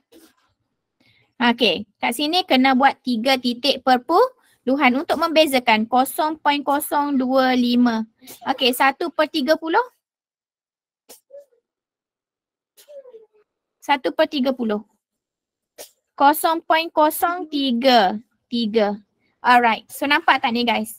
So it's better for you buat 3 titik perpuluhan baru you nampak beza nilai dia. Dan senanglah kalau you nak plot kan titik perpuluhan, yes, okay. So inilah hasil dia. 3 titik perpuluhan. Okay. Alright. So nampak tak? Okay. So dari sini kamu boleh dapatkan data dan kamu buat graph. Okay. Kamu buat graph. So teacher tak nak sentuh tentang graph lagi. Sekarang ni teacher nak tunjukkan macam mana nak melukis gambar rajah berlabel. Okay. Dia akan bagilah arahan dia kata lukiskan gambar rajah berlabel bagi eksperimen ini. So gambar rajah yang macam mana yang kamu nak lukis? So gambar rajah dia kalau perlukan guna pembaris, kamu gunalah pembaris. Okay, untuk menunjukkan kat sini. Kalau curve kat tepi ni bolehlah kamu curvekan sikit. Okay, gunakan pembaris dekat tepi ni, curvekan. Okay, so tanda X di bawah ini. So tanda X di bawah tanda X. Okay. Dan seterusnya dekat sini ada serbuk magnesium dan di sini ada asid hidroklorik. So asid hidroklorik P mol per desimeter cube. Okay, asid hidroklorik ni asid hidroklorik. Okay. P mol per desimeter cube. Dan asid ni, guys, dengar sini teacher cakap kalau asid dia adalah sejenis larutan, kan?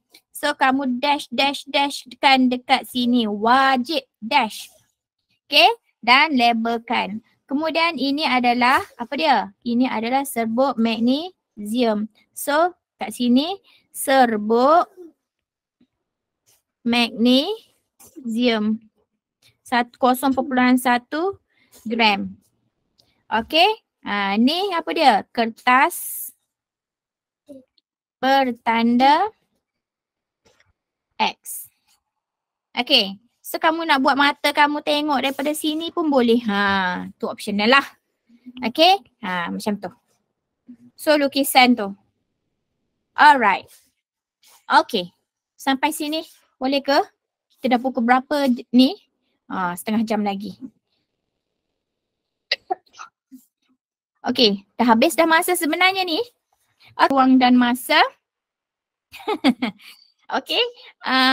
Nyatakan hubungan antara kepekatan asid, baca elok, kepekatan asid hidroklorik dengan kadar tindak balas. Okay, yang ni kadar tindak balas. Okay, kadar kepekatan asid hidroklorik dengan kadar tindak balas. Kalau kita nak nyatakan hubungan begini, kita kena kata kalau kepekatan ni teacher cakap apa? Tinggi ataupun rendah. Okay, kadar tindak balas ni pun tinggi ataupun rendah. So kamu nak match sekarang ni. Secara teorinya, semakin tinggi kepekatan asid hidroklorik yang bertindak balas dengan magnesium, semakin tinggi kadar tindak balas. Okay, jelas? Boleh? Alright. Okay, so seterusnya mentafsir data. Okay, mentafsir data ni macam tadilah. Actually kita dah buat dah ni. Okay, semakin tinggi kepekatan asid hidroklorik, semakin rendah kadar tindak balas. Semakin tinggi, semakin rendah kadar tindak balas. Kalau tak buat semakin macam mana teacher? Tak apa perkataan semakin tu. Okay, the higher the concentration of the hydrochloric acid, the higher the rate of reaction. Directly professional, no. Untuk kimia, minta maaf ya. Minta maaf Nur Ain Farishah, cannot. Okay, move on sikit dekat sini. Okay, directly proportional, berkadar terus, berkadar songsang and whatsoever, jangan guna untuk kimia ya. Okay, hubungan sama dengan hipotesis ke? Sometimes dia tersama, sometimes dia tidak. Okay, hipotesis ini adalah perhubungan antara manipulated variable dengan responding variable. Tapi hubungan tak semestinya antara manipulated variable dengan responding. Dia mungkin hubungan dengan masa ke whatsoever. Alright? Okay, kepekatan asid bertambah, kadar tindak balas bertambah. Boleh ke? Boleh. Okay, tapi macam tak best je dengar. Bertambah ni macam tak best je. Teacher cakap tadi, gunakan terms penggunaan ayat tu dengan betul. Kepekatan biasanya tinggi ataupun rendah. Jadi kadar tindak balas pun tinggi dan rendah. Sama juga masa. Kalau you kaitkan dengan masa kan panjang pendek. Tak ada bertambah atau berkurang. Okay. Begitu. Alright. Teacher tak kata salah tapi tak berapa sedap dengar. Dan lebih baik guna perkataan tinggi rendah. Okay. Okay, mendefinisi secara operasi. Sebab tadi masa awal-awal lagi you all tak sabar nak dengar mendefinisi secara operasi kan. Nyatakan definisi secara operasi bagi. Okay, nyatakan definisi secara operasi bagi eksperimen ini. So, which is the definisi secara operasi di sini merujuk kepada kadar tindak balas lah. Okay, kadar tindak balas ni apa? Okay, kadar tindak balas ni apa? Kadar tindak balas ialah Okay, you tulis dulu WTD kat sini. Nak tulis terus kat sini jawapan kamu pun tak ada masalah The what to do. Apa yang kamu buat? Apabila, okay, apa yang kamu buat? Okay, acid hydrochloric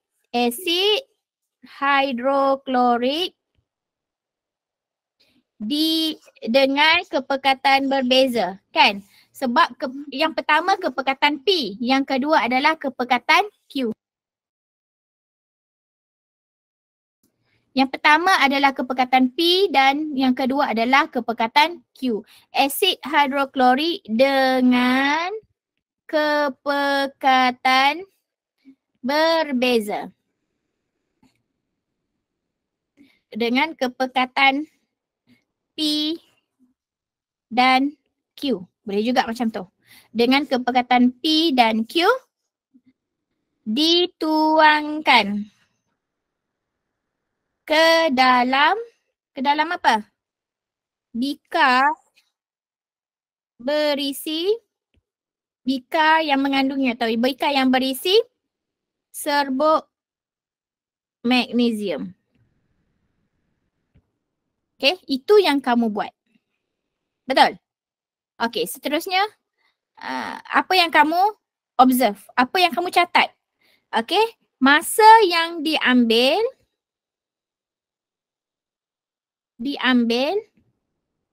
bagi tanda X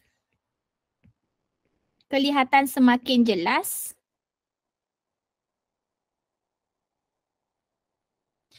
dicatatkan. Okey, yang ini merujuk kepada apa? Merujuk kepada data eksperimen tadi. Yang ni, masa yang diambil untuk X, tanda X kelihatan dengan jelas. So, inilah definisi secara operasi. Which is, kamu nyatakan apa yang kamu buat. Okay, dalam eksperimen ni kamu buat apa?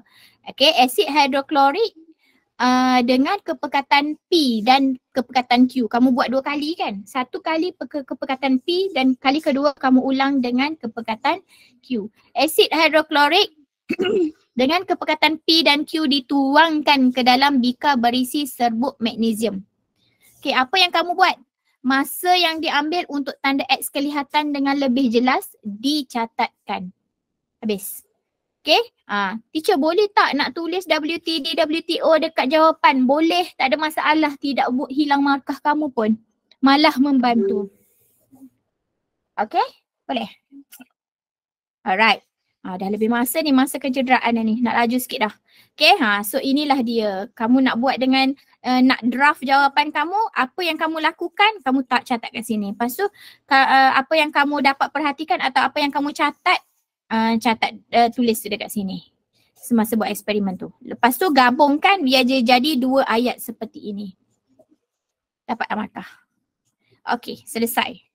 Alright, so seterusnya mengawal pemboleh ubah. Sikit je cikgu teacher nak cerita dekat sini ialah mengawal pemboleh ubah ni. Semangat tu. Mengawal pemboleh ubah dalam kes ni. Dalam kes ni tadi kita gunakan apa? Kita gunakan serbuk magnesium. Tapi kuantiti dia tetap. Which is kuantiti dia ialah 0.1 gram. Jadi 0.1 gram serbuk magnesium tu ialah kuantiti apa? GSAM serbuk magnesium. Okay? Dah dapat markah. Teacher, kalau saya tak nak buat GSAM, saya nak buat serbuk magnesium saja, boleh tak? Boleh. Sebab serbuk magnesium je kita guna. Boleh. Okay? Alright. So, yang bijak sikit dia akan cakap GSAM sebab dia nampak 0.1 tadi. Okay, kemudian bergerak balas. Okay, yang dimanipulasikan apa? Yang dimanipulasikan apa tadi guys? Okay, kepekatan. Yes. So, kamu tak boleh tulis kepekatan saja. Tapi kamu kena tulis kepekatan apa? Kepekatan asid hidroklorik. Okay? Yes. Tak boleh tulis kepekatan saja. Kepekatan kena merujuk kepada apa? Yes. Okay, dan bergerak balas. Apa yang kamu tengok? Perubahan apa yang kamu catatkan? Yes, betul Atika Fasha. Masa yang diambil untuk tanda X nampak dengan lebih jelas. Okay, kadar tindak balas pun boleh juga. Tapi dekat sini yang kita tengok dengan mata kasarnya ialah apa?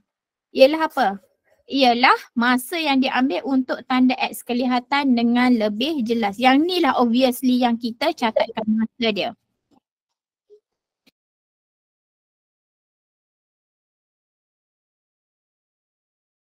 Okay. So, alright, jelas Okay, tapi kalau kadar tindak balas boleh ke? Boleh. Tak ada masalah. Tapi yang kat sini lebih nampak ialah time taken lah. Alright.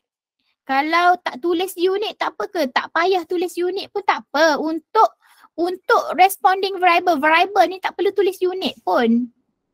Okay. Kalau tulis unit ke perkataan asid yang berbeza dengan ginilah. Yang kita nak jawapannya ialah keperkataan asid hidroklorik sahaja. Tak payah tulis unit-unit dia tu.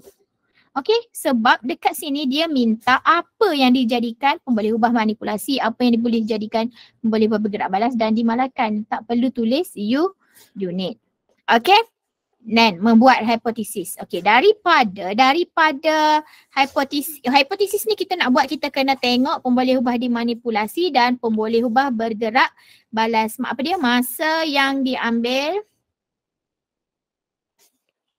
untuk tanda X lebih jelas. Okay, so sekarang ni membuat hipotesis. Okay, apa tips dia nak buat hipotesis? Nyatakan pemboleh ubah dia, kita tengok pemboleh ubah dia RV dan MV. MV dan RV.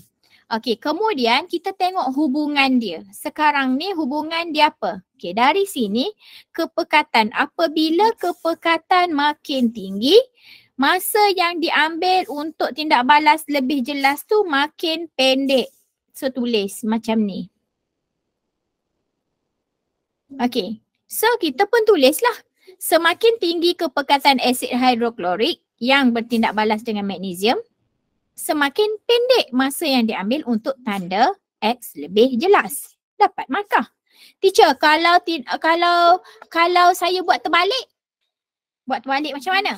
Semakin rendah kepekatan asid semakin pendek masa. Salah ni teacher, hubungan dia ni. Dia tak nak hubungan. Dia nak perkaitan. Kalau kamu bagi dia, kini kita panggil sebagai negative hypothesis. Which is hypothesis ni adalah ramalan sebelum kita jalankan tindak balas. Ramalan. Kalau kita buat hipotesis yang perkaitan dia tinggi rendah ni tak match pun tak apa. Janji ada perhubungan antara manipulated variable dengan responding variable. Jelas ke tak ni guys? Boleh? Okay. Dia mesti ada direction dia. Okay, so seterusnya mengeksperimen. Okay, mengeksperimen ni teacher bagi contoh soalan tadilah. Soalan tadi which is bila kita bagi gambar rajah kita suruh buat procedure. Okay, contoh dia yang ni. Okay, ni lari topik sikit lah. Tadi teacher ambil contoh eksperimen kadar tindak balas. Tapi teacher tak jumpa contoh untuk kadar tindak balas bagi eksperimen respon yang macam yang kita kena tidak berpandu. Jadi teacher ambil contoh soalan lain lah. Katakanlah soalan ni, mengeksperimen. Anda dikehendaki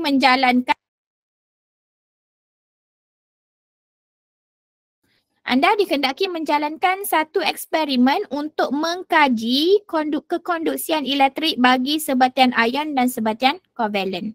Okay, tapi dia bagi dah B1, B2, B3 terdiri daripada sebatian ion dan sebatian kovalen. Rancang satu eksperimen menggunakan radas dan bahan yang diberikan. Okay, so kamu tengok ini adalah kita panggil stimulus yang diberikan. Bentuk dia macam ni. Kamu akan buat eksperimen pun macam ni. So, apa jawapannya kamu boleh buat untuk apa? Untuk dapat 4 markah ni. Prosedur. Prosedur banyak kan? Prosedur yang macam mana yang boleh membawa markah kepada kamu. Ini adalah guideline lah. Okay. So sekarang ni apa dia? Tengok dulu. Bila kamu nak buat eksperimen mesti ada MV, mesti ada RV dan mesti ada CV. tentukan dulu mana satu MV, RV dan CV. Okay, so di sini bahan B1, B2, B3 adalah sebatian ion dan sebatian kovalen, iaitu bahanlah B1, B2 dan B3. Ini adalah manipulated variable. Okay, responding variable dia adalah apa?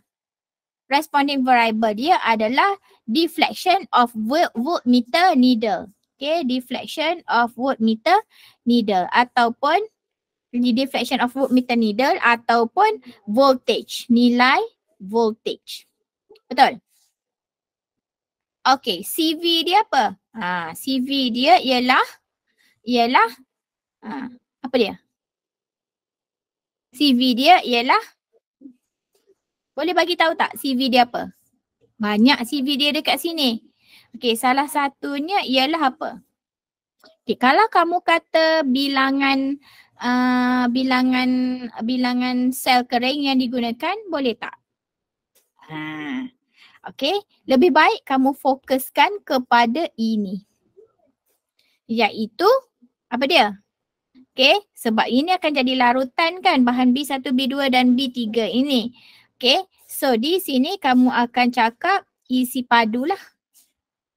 Isi padu B1, B2 dan B3. Okay, pasangan logam.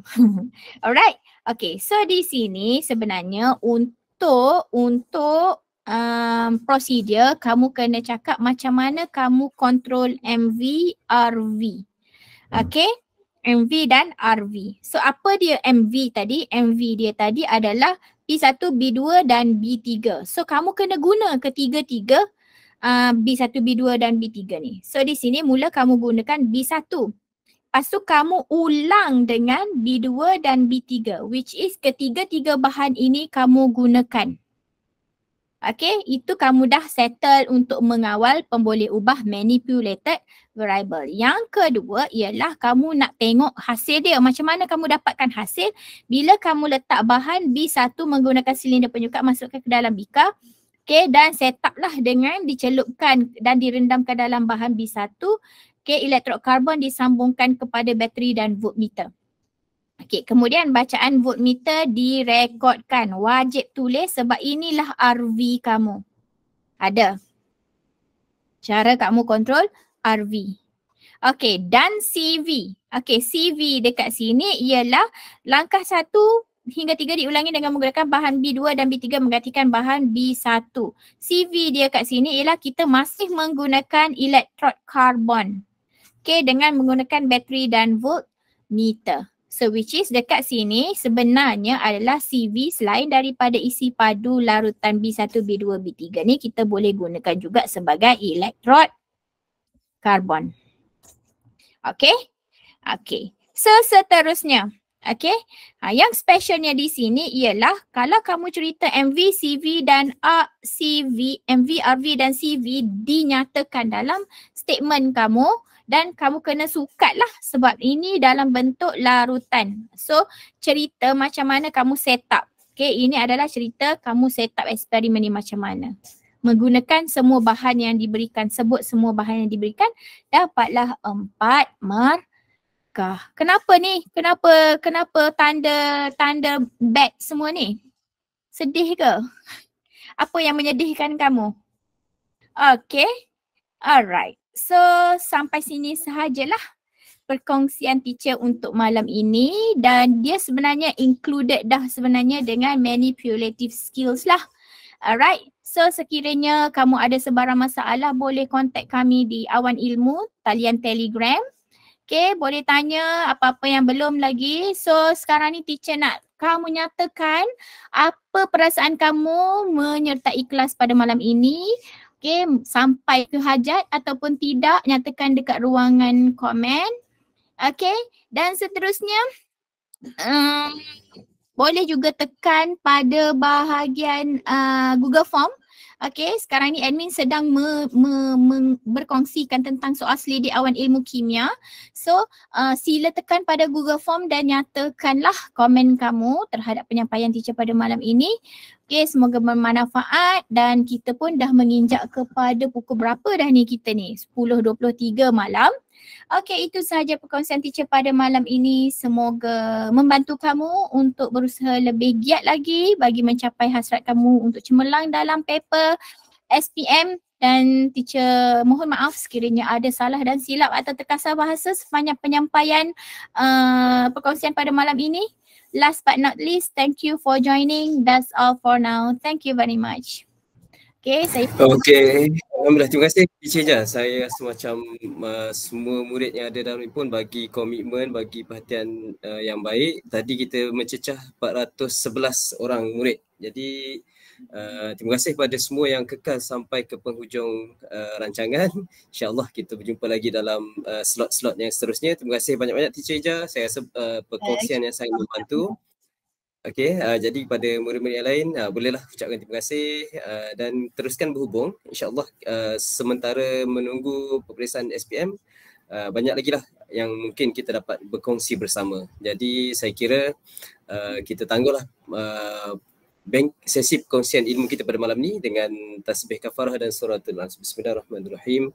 Subhanakallahumma bihamdika asyhadu an la ilaha illa anta astaghfiruka wa atubu ilaik. Bismillahirrahmanirrahim. Wal asri innal insana lafi khusr illa alladhina amanu wa amilus solihat wa tawassaw bil haqqi wa tawassaw bis sabr. Terima kasih semua. Good luck untuk SPM, good luck untuk ujian amali sains. Semoga anda semua berjaya dengan cemerlang.